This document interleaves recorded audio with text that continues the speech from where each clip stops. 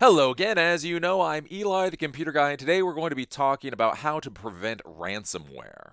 So, as you know, fill in the blank is in the news yet again today. So, we are hearing about yet another ransomware attack. And why I say fill in the blank is because really it seems like every 2 to 3 months we have another massive ransomware attack. So, when we're talking about ransomware attacks, what we're talking about is essentially viruses or worms or malware that get into a person's computer. They encrypt all of the important files, all the important data on that person's computer. And then, in order to be able to get the decryption key, to be able to get those files back, you have to send off Bitcoin, somewhere normally between $500 to $2,000 in Bitcoin, in order to theoretically get back the encryption key. So, this is the latest type of malware, virus, worm that is out there. We've had viruses forever. We've had worms forever. We've had malware forever. But this is some of the first malware that intentionally tries to get something out of the end user. Many times with viruses and malware, they'll cause problems on your computer. They'll crash your computer. Maybe they'll try to steal some specific information from your computer. But realistically, with ransomware, this is the first stuff that actually tries to extort money out of you, and that's why it's so dangerous. Now, before we get into today's class, we do have to talk about the sponsors because the sponsors are what helps pay the bills and helps pay for SiliconDiscourse.com. So we have Geist. Geist builds and delivers rack PDUs ultra quick in as few as 5 days for standard units. Made in America. Hashtag sexy PDUs. GeistGlobal.com. Veeam. Free backup for PCs, VMs, and Linux. All at Veeam.com. DevMountain. DevMountain is a 12-week web development, iOS, and UX design bootcamp intended to do a full-time job in the industry. Learn to code at DevMountain.com. INE. INE specializes in network training with hands-on labs, on-site boot camps, and I'll focus on delivering the best in online networking courses at INE.com. Plixer, with Scrutinizer and Flow data, users can determine what traffic is on the network, who is originating traffic, and who is receiving it at Plixer.com. And finally, Gilware Data Recovery. Gilware partners with IT professionals to offer their end users data recovery services and digital forensics. Find out more at Gilware.com. As I always say, don't really care if you thumb up, thumb down, leave a comment, but if you could click on those sponsor links below, that really does help everything that I try to do for you. So, when you're thinking about how to try to prevent ransomware, it's important to understand that basically all ransomware is, it is a new variant of malware, viruses, or worms. Essentially, the only difference is that the attack, the action that it does on your computer is to encrypt your files, and then it tries to get you to send Bitcoin in order to get that decryption key back. So, if you think of it as a piece of malware, a virus, or a worm, it is much easier to understand how to prevent ransomware infections so that you don't have problems on your systems. Essentially, all you have to do is, if you have good security policies, if you have good security practices, ransomware essentially gets solved. This is a big thing you have to understand in the IT world. We always hear about the concepts of how do you prevent this, or how do you prevent that, or how do you prevent the other thing. And what you find out is if you have good security policies and practices, you put practices into use, that prevents a whole bunch of things all at the exact same time. So when you're looking at trying to prevent ransomware now, one of the big things to think about is making sure you're using the latest version of the operating system for whatever operating system vendor you're using. So if you're using a Mac, use the latest version of the Mac OS operating system. If you're using Windows, be using Windows 10 and whatever the latest version of Windows 10 is. If you're using Linux, use whatever the latest version of the specific distribution of Linux that you're using. Well, the important thing to understand is that when operating system vendors, operating system manufacturers code their operating systems, they always code for the best security practices of the time. So one of the reasons that Windows XP was so vulnerable to viruses and spyware and all that kind of stuff back in the day was that it simply was not designed for an era when everybody was going to have always on broadband connection. So essentially, about the exact same time, Windows XP came out and DSL became normal, and therefore Windows XP just got eviscerated with viruses and spyware. The same is true for all of these different operating systems as they come out. They are built around a security concept for the time when they're being created.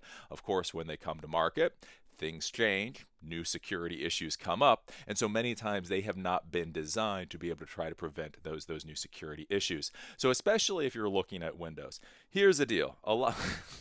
Some people love Windows 10. Some people love Windows 10. Some people hate Windows 10. I am not going to get into the middle of that argument here. But if you are using Windows, for whatever reason, you have decided to use Windows. You have already decided to be within the Microsoft ecosystem.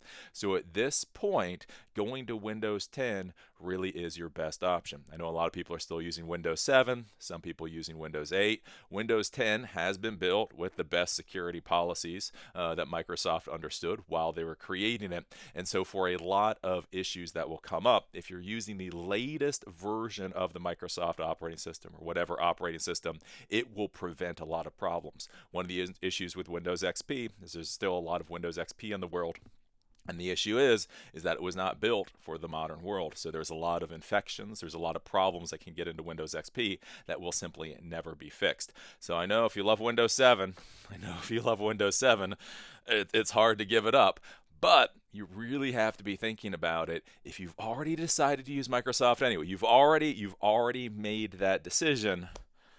Is it really worth it not going up to Windows 10 at this point? I would argue from a security standpoint, especially when we start looking at these ransomware, these new attacks that are being presented, you should be up on the latest Microsoft operating system. Because here's the thing, if you don't trust Windows 10, what does that say about, a 6-7-year-old Windows 7 operating system? The next thing past making sure that you're using the latest version of whatever operating system is that you make sure all of the software and the operating system itself is updated on your system. So again, whenever a piece of software goes out into use in the world, many times there are vulnerabilities with that software that will be fixed by patches or updates down the road. So Microsoft will put out a new operating system, and then anybody knows if it's a year after that operating system came out, you're gonna have to download 3 hours worth of updates. And that's just the fact of the matter. There's different viruses, there's different worms, there's different malware, there's different issues, different exploits.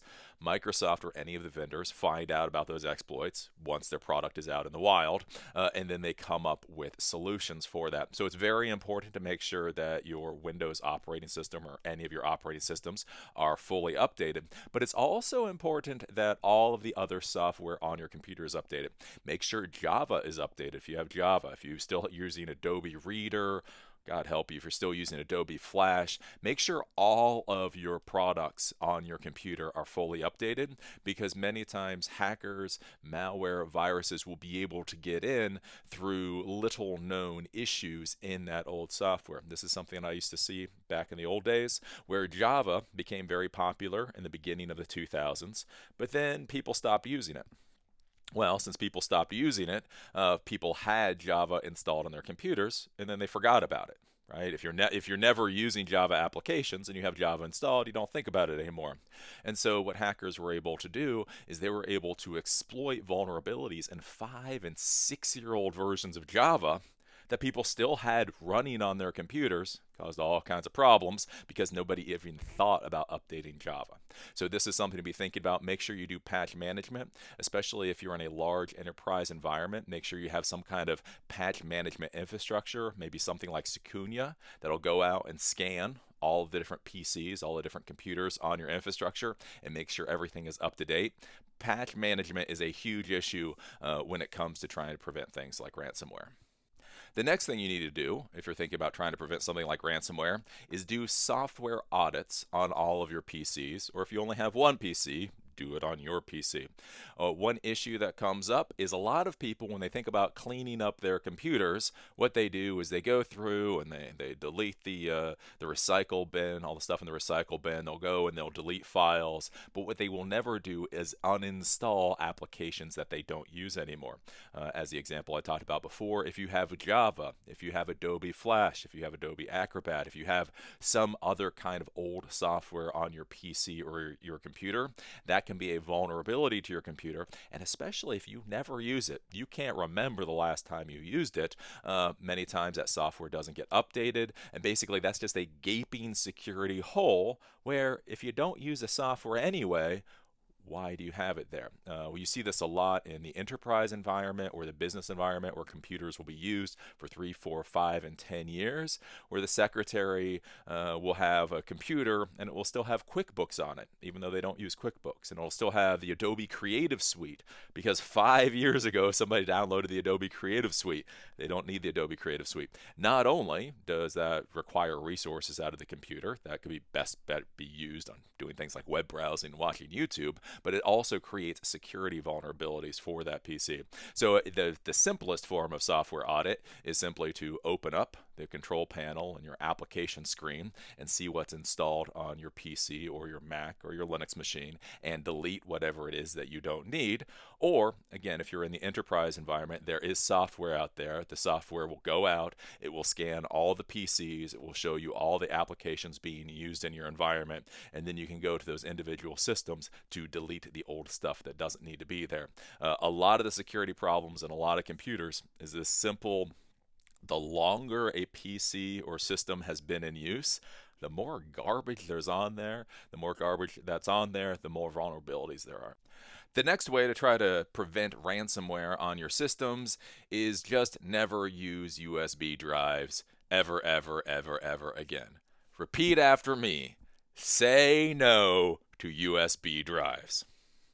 So in the modern world, don't get me wrong, if you're a professional technician and you need to have 256 gigs on a little thumb drive, that's its own deal. But when you think about it, secretaries and accountants and even CEOs, most of the time they don't need thumb drives. In the modern world with cloud computing, whether it's Google Drive or Dropbox or whatever other cloud storage you have, you can easily share files and folders amongst computers using that cloud storage, and generally that has far less vulnerability issues than using a USB flash drive. So what you have to understand about USB flash drives is it's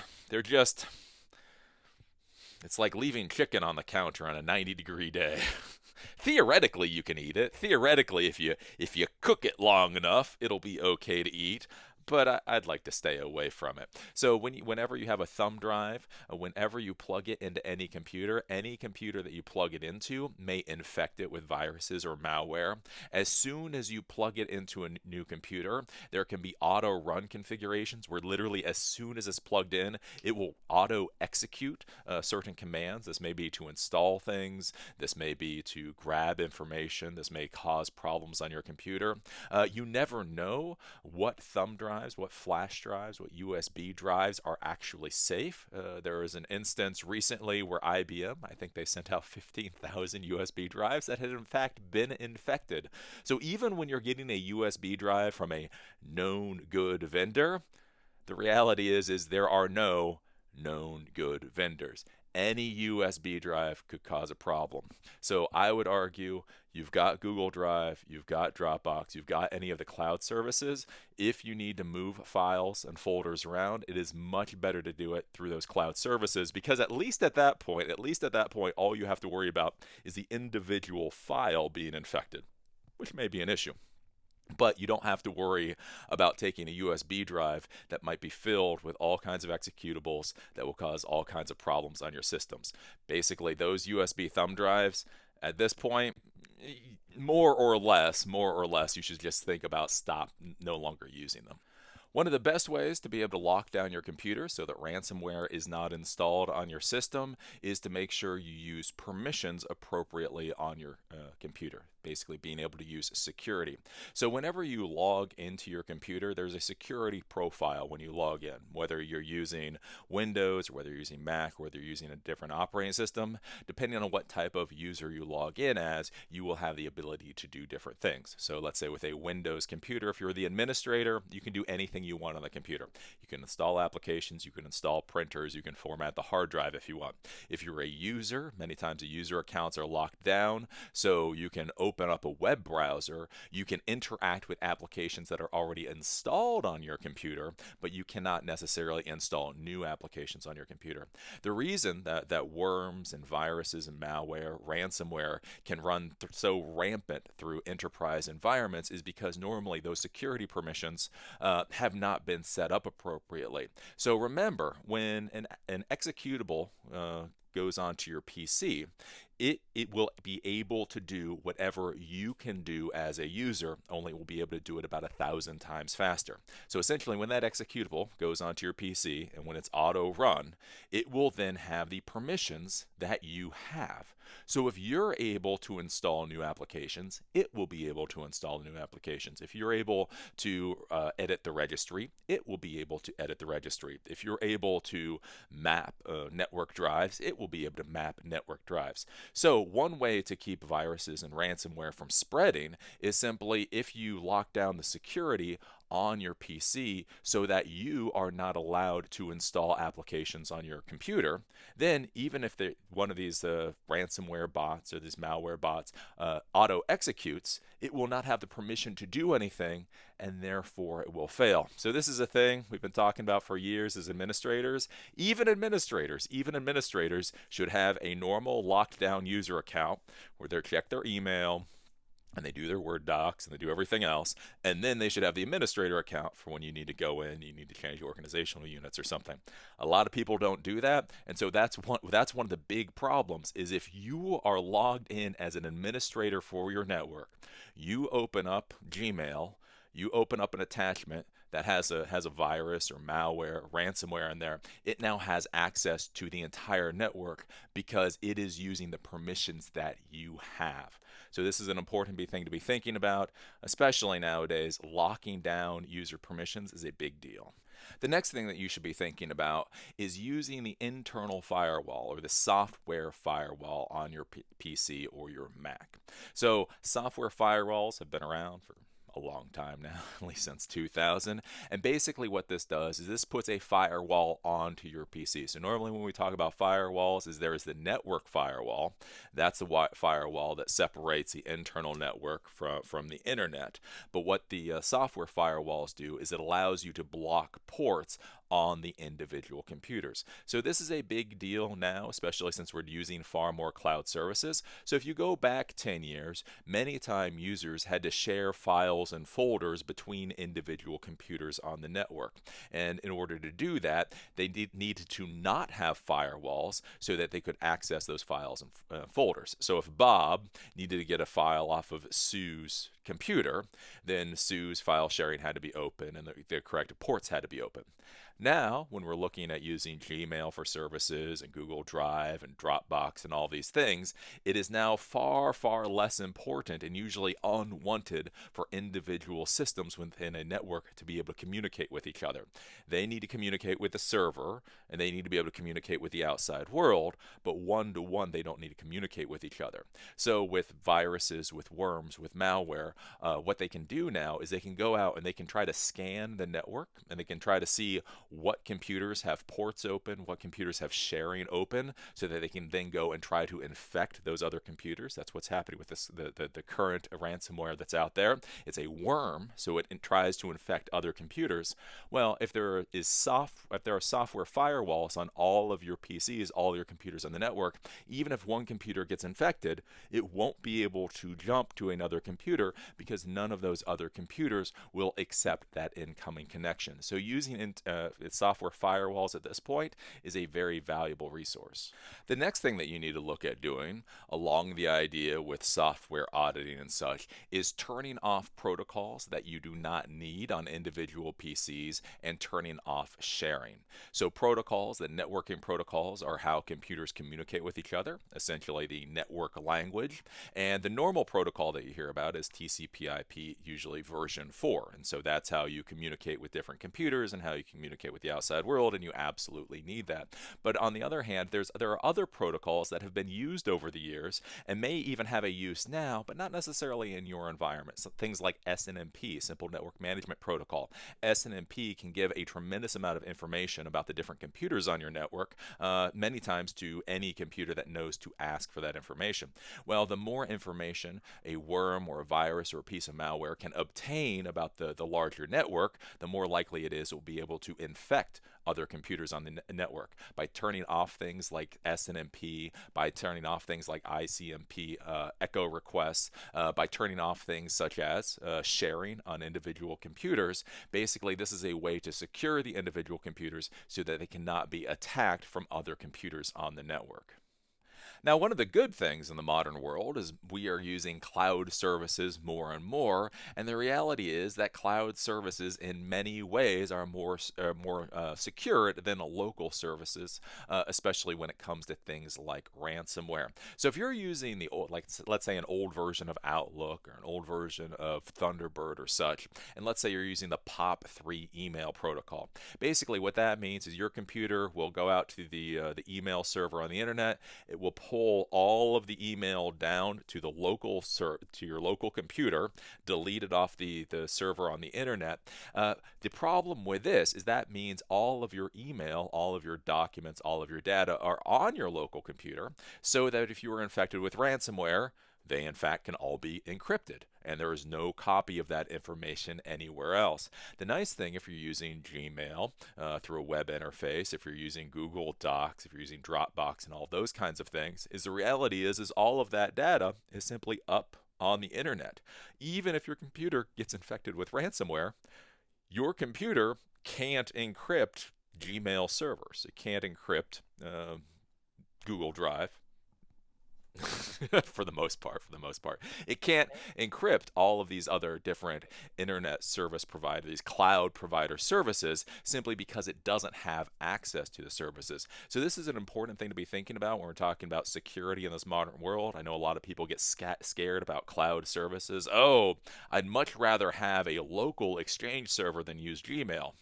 But realize a local Exchange server, not only do you have to worry about power supplies failing and CPU fans failing and databases getting corrupted, but if you have a local Exchange server that's sitting on Windows Server 2012 or sitting on Server 2016, and somebody screws up the permissions on that Exchange server, there is a possibility that ransomware could get into that Exchange server and literally encrypt all the email for your entire organization.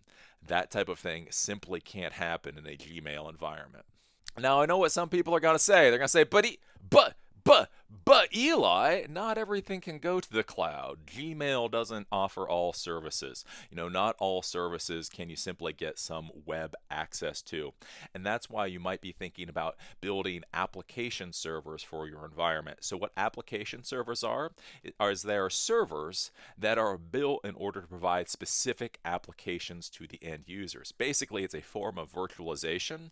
So this used to be used a lot, especially for higher versions of QuickBooks, where companies would build one application server, and then any of the bookkeepers who needed access to QuickBooks would then be able to log into their instance of the application server and then be able to use QuickBooks.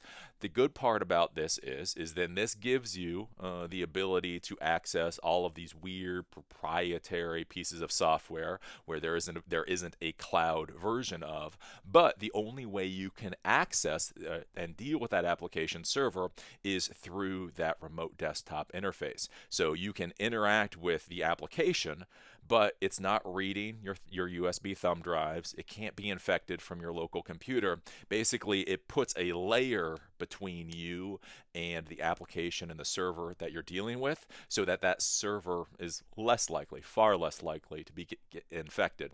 So application servers are one of the things that you should be thinking about if you do have special proprietary software or some kind of software where there's not a cloud version of it. Simply by putting it on application server and forcing users to be able to connect to that application server in order to use the application will really reduce your threat vectors.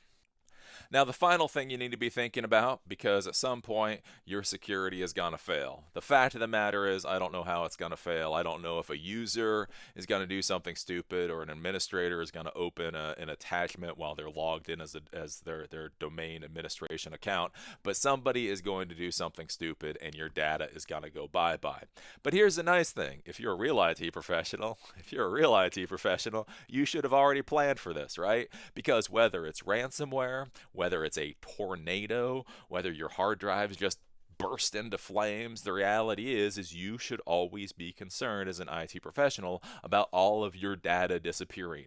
What happens if that server right there literally just disappeared? The great spaghetti monster said, I don't like that server anymore, and it just poofed, right?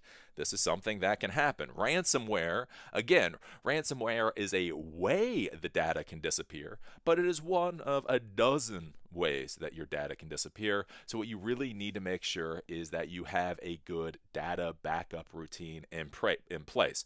All of your servers, all of your important information should be being backed up regularly, preferably every day. Realistically, at this point in time, should be backed up nearly almost any hour, almost real time. But you should have a constant, continual backup. Beyond having a constant, continual backup, you do need to take your backups and move them off site. So all of the data that gets backed up, it should be going somewhere else. Again, what happens if a tornado comes through? What happens if a fire comes through? What happens if ransomware comes through? Why it's important to take your data backups off site in the modern world, and definitely make sure that they're not connected to the infrastructure. So I'm not just saying put it up onto AWS. I'm not simply saying have a broadband connection to somewhere else where it gets backed up. But with the ransomware, if ransomware can infect your infrastructure, and your infrastructure has a network connection to your backup infrastructure, then theoretically the ransomware could infect your local infrastructure, find that outgoing connection to your backup infrastructure, and then end up encrypting all of that data too. And that doesn't help you.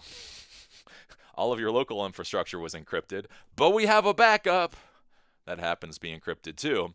So one of the things that you need to be thinking about is how do you back up all of the important data on your infrastructure and then be able to move it somewhere else and not have a real-time connection between the two locations, because if you do, the ransomware can go over. This is also an important thing to be thinking about with modern backup tools. So back in the old days, we had full backups and incremental backups and differential backups. And so you always had a set of backups, many times that would go back months. So even if all of your systems were infected, you could go up to the backup set from 2 months ago before the infection or before the hacking happened. With modern backup tools, sometimes they just continuously update the backup set that you have. You do initial backup, and then every time there's a change in the infrastructure, it just backs that up. The problem you can run into, again, when we start talking about ransomware, is let's say you have all these files and you've been doing all the backups. So every single hour the backups happen. Well, then somebody gets infected with ransomware, all of their files get encrypted, and then what happens if the system then just automatically sees that there have been changes on those files, and so then it replaces the old good files that you have with the now encrypted versions of those files.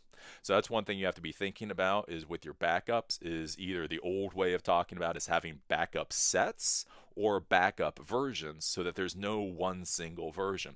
Because what happens if somebody encrypts this file and then that encrypted file is seen as the new file, and so it overwrites the old file? And again, we go back to the whole issue of, yes, you have now backed up the encrypted document. That doesn't really help anybody. So making sure you have good, solid backups that are secure, that cannot be necessarily connected to through the internet or through the network is a very important thing. The final thing is don't pay the ransom. Whatever happens, don't pay the ransom. Your permissions fail, don't pay the ransom. Your firewalls fail, don't pay the ransom. Your backups fail, don't pay the ransom. There are a couple of reasons why you don't want to pay the ransom. The first reason you don't want to pay the ransom is do remember ransomware is not created by Microsoft. It's not created by Google, not created by Yelp or any of these companies. There is no customer service guarantee with your ransomware. If you go and you send them $500 or $2,000 or $50,000 in Bitcoin, there's no guarantee you're actually going to get the decryption keys so that you can get your data back.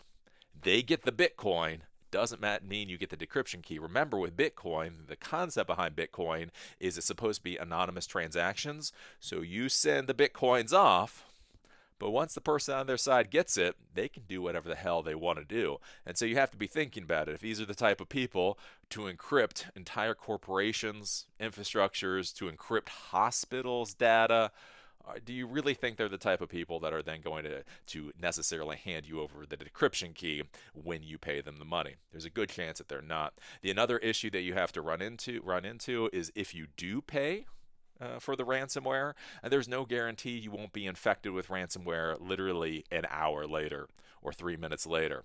This is a big problem. Is if you go in, a lot of C levels or a lot of IT people might be thinking, you know what, it's better to pay the $2,000 now, and then we'll figure things out later. But the problem is that's an easy solution. So you pay that, even if you do get the decryption key, you then decrypt all the data, but you haven't fixed any of the vulnerabilities in your infrastructure. And so 10 minutes later, another piece of ransomware has encrypted all of your data, or maybe the exact same piece of ransomware. Remember, there's no customer service guarantee with ransomware creators. It's just how it works.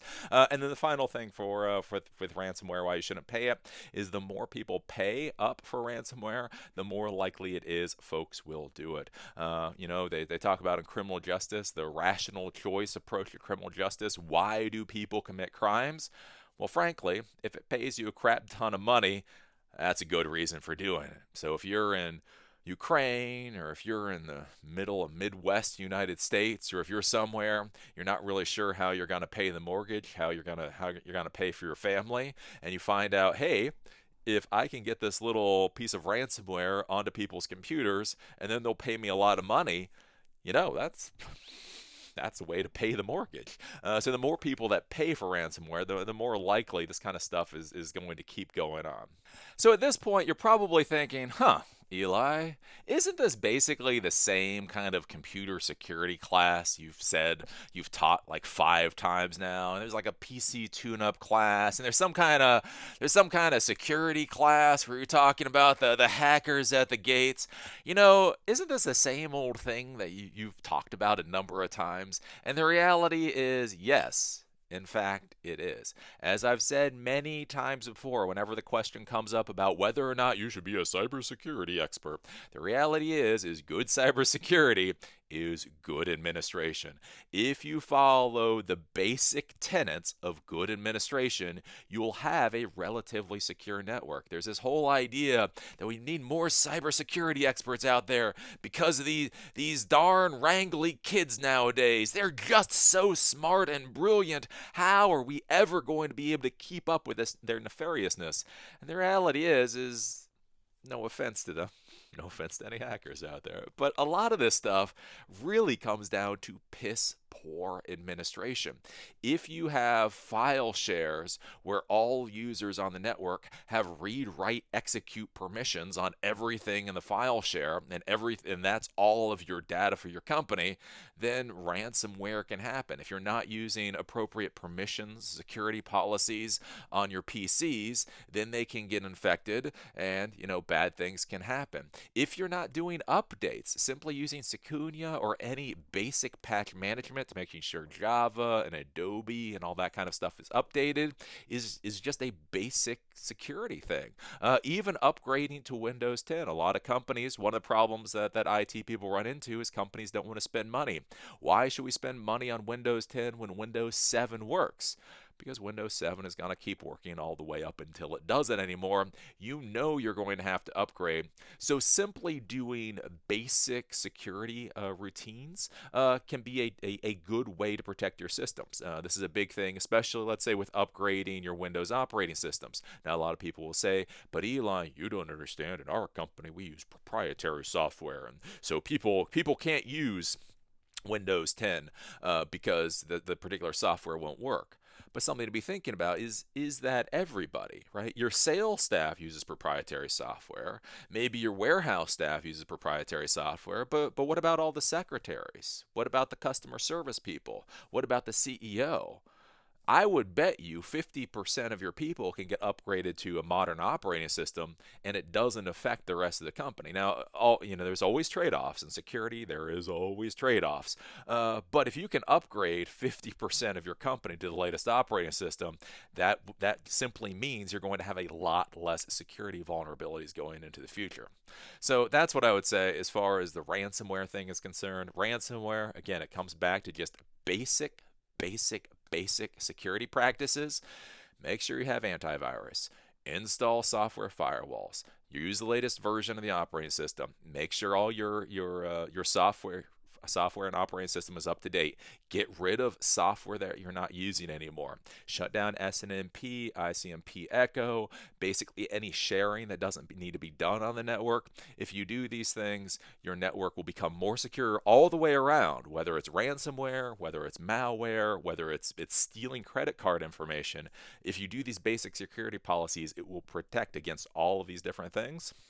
And then finally, at the end of the day, something that gets lost in translation anymore is make sure you do your backups. Yep, I know what year it is. I know what year it is, and you still need to do backups. It's kind of funny. A lot of times now with cloud services and all these different services that we're using, backups kind of fall to the wayside. People don't think about it as much anymore, but you got to be thinking about it. You know, whether it's a tornado, a fire, a robbery, or ransomware, what happens if your server simply disappears? What happens if all the data on your server, for whatever reason, disappears tomorrow? Do you have a solution to that? So those are my thoughts. As you know, I'm Eli the Computer Guy. As always, I enjoyed doing this video and look forward to seeing you at the next one.